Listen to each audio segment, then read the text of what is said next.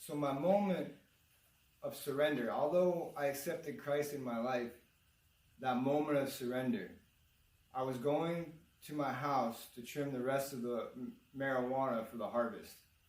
And the girl I was with was causing me such a headache that I just grabbed the steering wheel and I said, enough's enough, God.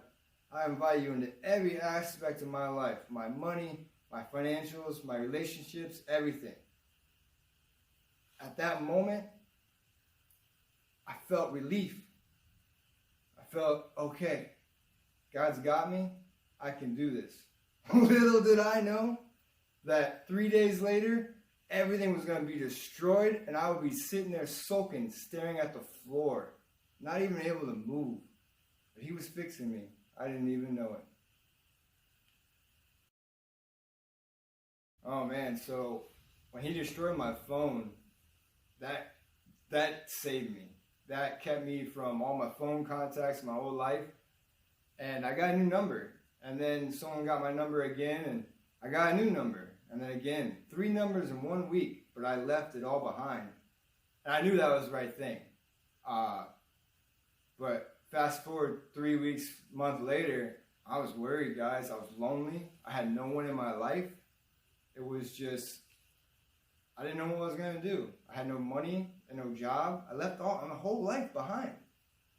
But that was the moment where he wanted me to lean on him. That was the moment when I heard the Holy Spirit the most. That was the moment where I seek the word, the truth, the way, and the life.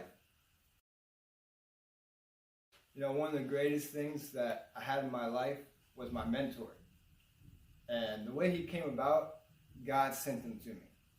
He spoke to him and said, I want that one right there. He was afraid. He didn't want to come up with me. He knew that there was a bunch of evil spirits around me. He prayed. And he came up to me. And that was about a year before I surrendered. And that man, he at a distance kept watering that seed until that moment when I grabbed that steering wheel and I fully submitted and surrendered. Then God brought him back in my life through a crazy story that I could tell you to take 5 hours. But that man right there gave me the Bible. He helped graft me into a church. He led me. I'm very thankful for him. And one of the things that God can do, once that seed's been planted, he will send a godly man to come water it. I'm very, very blessed for all the men that I have in my life that have helped me through this moment. So, upon becoming a new creature, my family saw this change. They didn't like it. They liked the old me. They liked pot smoking, having fun, drinking Ryan. And they didn't like that I was a new creature and accepted Christ. It's hard to be a light when others are non-believers. It says in the Bible to not be unequally yoked with non-believers.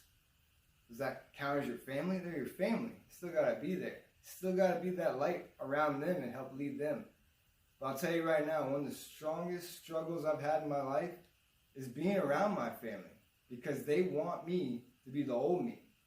But through the years, the last year, I've stood steadfast, and hopefully we can bring them to Christ. It's been difficult, so I'll tell you guys, is if you have a family member who's causing, problems with your new life that doesn't like it, be the best you can. Pray for patience, long sufferance, because the first ministry is your household.